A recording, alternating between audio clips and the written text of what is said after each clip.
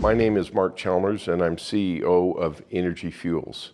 And Energy Fuels is a unique company because it is focused on building a critical mineral hub that revolves around the uranium business, and we've made remarkable progress as a company over the last 5 years, and we still have a lot of runway left. I'm glad to hear it. We love growth stories, even if you are $5 billion bucks. Hey Matt, you followed this one for a while. Followed this one for a while, and you called it for a while, and you had to turn doubters into believers, and you've done that. Well, look at, $5 billion market cap, steady and even greater, and we're looking to the future to build a $10 billion plus company, and I think it's really where all the stars have aligned. People are focused on critical minerals as a whole, and having uranium, rare earths, and heavy mineral sands. We have over 10 critical minerals that really stands out from others. Well, look, I want to get into what you've been doing and what this kind of production line looks like, so to speak. But you were down in BMO recently, a lot of representation from government departments, from the US government departments. You're up here at PDAC, a lot of conversation about what you guys have managed to put together, how that feeds into this kind of US critical minerals supply chain. So what were your thoughts and what were your takeaways from BMO and your conversations here? Look, we've never been busier. We were booked for 2.5 days straight. We had one cancellation, and we applauded that because we needed a break, and so. Right. But the attention on our strategy, which is unique, as you know, is really resonating with people on all ends, upstream, downstream, with the U.S. government, with the Australian government. So we're really excited. How can we not be excited when we're making the progress that we are? True. Now, it hasn't come easy. Because obviously you're known mostly for being a uranium producer. You had this idea and this vision for rare earths, the importance of rare earths, at a time when the rare earths market was quite erratic in terms of behavior, pricing. You have this sort of Chinese factor, and technically very challenging. You've had to put together a team to deliver on that. Where are you in that delivery process, and how much more do you need to do? We've got a lot to do. We're still focusing on being world significant, and we've come a long ways in that regard. We probably the next thing on the rare earth front is to make a final investment decision on the Donald project, which is shovel ready, and that's in Victoria, Australia, and it has a lot of heavies, lights and heavies. So we hope to be in construction in 26, and that will be a material amount of monazite going to the White Mesa Mill. But then as you follow it through, we have what we call our phase 1 that we're adding a heavy circuit on and an MREC circuit on. We've submitted our documents for phase 2, which is the plant, the standalone plant that takes us to the same scale as Linus, and through oxides, both lights and heavies, and then the current scheme document we have with ASM to get us to alloys. Right. So that's a lot, right? Yeah.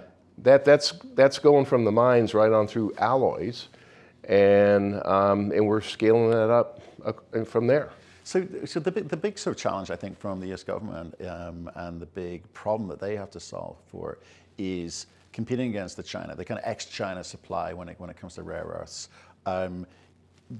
It's a big, long chain, a very big, long, technically challenging chain of events, not just from the feed, as you say, but getting that and outputting the stuff that the US government is wanting. Do you think that you cracked the code? You're going to be able to crack the code, and how do you change and evolve the team that you're going to need to be able to do that? Well, I think we've cracked the code by putting all these pieces together, and we've got all the skill sets required from mining all the way through alloys with the close of ASM, and as I said, to really compete with China, you have to have all those steps. You can't be missing a step in the middle of it. So we've been very focused on the integration, at least through alloys, and we've got the hydromet step and skills. We've got the heavy mineral sand skills, and then the mining skills, and then you know, that metal alloy skills. So we've done a lot, and I think what people are seeing is that we've got this critical mass with those steps, and they don't just happen overnight. So you really have to acquire those skills. You can't just grow them organically because it'll take years. But I mean, to do all of this, I think what I found interesting is the ability to access capital when you needed it. You know, when you've gone out to the market, you've raised big chunks of money, and most recently, Goldman's. There's a company that doesn't get interested in things unless they've got huge potential. They kind of put together that convert for you guys, supporting you in the market. What are they seeing in you? You know, and will they continue to work and support you? Yeah, I think they see a successful company. But a year and a half ago, people were asking how we're going to finance this whole package, and we would say it was about $2 billion in total, and people just kind of roll back their eyes and think, oh well, good luck, right? But we had a market cap of $1 billion, and we had maybe $200-300 million in the bank, which isn't bad. But now when they see that we've done this convert, you know, we're pushing, you know, $1 billion of deployable capital, and they see the $2 billion, they see our market cap at $5 billion, they see, you know, how frothy the market is in terms of raising money right now, government support potentially, in due course, private support, and we're looking at all the above. The $2 billion looks so far off now, and I think that's a big reason why we've had the re-rate in our stock, because people are seeing that $2 billion is achievable by Energy Fuels to build out, you know, a world significant, low cost, critical mineral company, but also including uranium. So don't forget the uranium, because, you know, we're making great strides on the uranium business. It's generating cash, low cost. So it is truly unique. Well, let's look at the important thing for companies, which is revenue stream. So building it and hoping they shall come is one thing. Building it and having multiple revenue streams where you can be assured that, you know, one, people want your product, and two, you're selling it with the margins that you need to be a successful company. So can we look at the kind of product lines and what your expectations are and timings? Yeah, I mean, uranium is now, we gave guidance up to 2.5 million pounds, and that's greater than anybody else in the United States. With really good cost structures, and prices are firming. So that is the revenue story right now. We completed the feasibility study on the phase 2 expansion. We completed feasibility on Veramata, which is formerly Toliara. And you add those together, and you know, you've got an NPV of pushing $4 billion. But what's really incredible is that the EBITDA between those two projects is pushing $800-900 million a year of EBITDA, okay? And so that's the future. That's the future. And, you know, I've always told you, Matt, we're trying to do something world significant, and we are doing something world significant with the bridge of the uranium. So to get to the full rare earth business completely off the ground, you're looking at like 28, 29, 30-ish to ramp that up.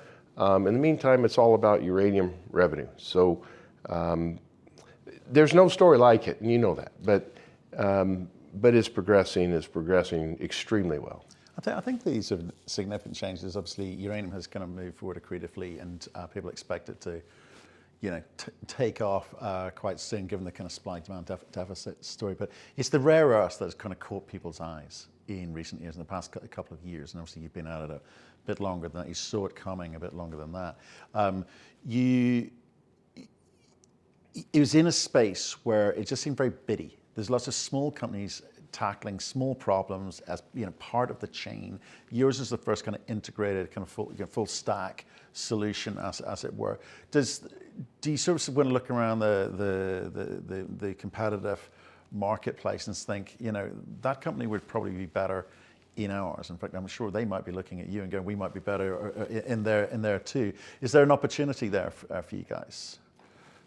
Yeah, I mean, I think, as I've said, is that there's these fragments, and we're not a fragment. And right now, the world wants to see fast and quick, and you don't get there with a fragment if you just have one island in the middle of this. So yeah, there's huge opportunities.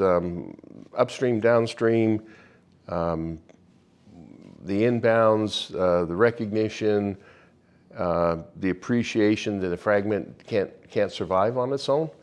All the above are playing into our hands in a really positive way. I think it's certainly for me when sort of reading about people's impression and interpretation of what's going on in the market, and certainly even from some of the U.S. departments, they're saying we need someone to solve for this problem here. We need this ex-China solution, and we need it now. They're willing to fund this, and they've been dishing money out in small part to some of these smaller fragments in the hope that they could. Do you feel that the U.S. government is part of the solution for you? You always said we don't need them, but it would be helpful if they want to come on board, but we don't need them.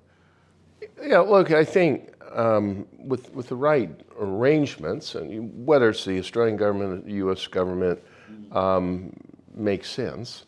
We believe, and anything we do has to make sense. So, I mean, I think what these governments want is they just want to see us get there as quickly as possible. They see the progress and they see the fragments. So we are looking at all specters in terms of how we're going to finance ourselves. The Goldman was a great example of very great terms, 0.75%. We did that in a week. From the time we decided to the time the money was in the bank, 0.75%. Offtake, a lot of the offtakers are also wanting non-China supply, ex-China. There's an option there with regard to supplying them with floor prices. And then you got the U.S. government in the mix. So, we put everything we do into a model. Everything we do. When we look at the terms, we look at the timing and the speed and all that stuff, and we back calculate to a share price, and tied to EBITDA and registry and the whole package of how many shares on issue to drive the best outcome for our shareholders. So if I look at I'm going to stick with the kind of competition thing because MP Materials were the beneficiary of some government money, along with Apple, of course. And they've been at it a few decades.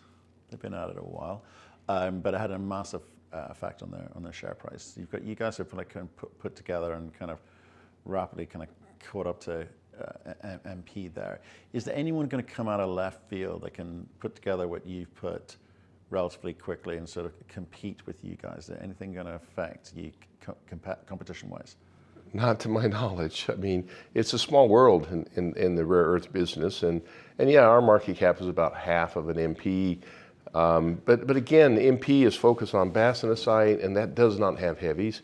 We're focused on monazite, which has the lights and the heavies, and now we're also opening that window for MREC, so we can take material from like ionic clays or other sources. So our wheelhouse is different than MP's wheelhouse. And it's complementary in terms of where the OEMs need to go, where governments need to go with security of supply. So we see what we're doing as competing against ourselves to get there. And there really isn't anybody, I mean, there's a few others like a Luca, but we're driving our own bus. You've heard me say that a lot of times. And we're getting there. Now, talk to me about, like, as you add all of these additional components, you're going to need people that you trust to actually deliver against that. The board's got a vision of how this thing moves forward. Can you sort of talk about what the board's sort of instructing the different areas of the business and maybe what the future holds there? Yeah, I mean, the board is really focused on the skill sets to manage a company like this, and there really is no precedent on it. I mean, you typically in the mining business, you're in the gold business, or copper business, or uranium business, and here we've got different product streams, and so the focus has been building out the company, hiring people. We're getting some great people into the organization to have those skill sets, have that experience to take this all the way across the finish line. So, you know, a lot of growth on that front. Succession, you know, you've seen that announced that I will be shifting over from the CEO role. I'm never going to retire, Matt, never. But I'm going to become a exclusive consultant to the company. Ross Bapu will become the CEO April 15th, but I still plan to be involved with the company for years. And I have an agreement that that ties me to the company, and I'm not done yet, Matt. Lots of big things to pull across, but I am looking forward to not working 7 days a week, 365 days a year, and just spend a bit more time with my kids and the family, and so yeah, so it's a change. It'll be a change for me, but I'm not retiring. I'm still going to be very active globally in a number of things. Yeah, well, like I'm glad to hear that, because you do work too hard. But this was entirely driven by your vision initially. It is the success because of you. So I'm glad you're still hanging around. I really am. Yeah, I look at it. I've immense pride on what we've accomplished, and accomplished with a great team. Never would have got here without the team. But for me, you know, with my roots as a miner, and a lot of our assets going back into the 70s, the best days for Energy Fuels are ahead of it, both in the uranium and the rare earths. And I think there are a lot more believers today in our strategy than there were 2 years ago. There sure are. Mark, great to see you. Great to see you. We'll see you soon. Yeah. Cheers.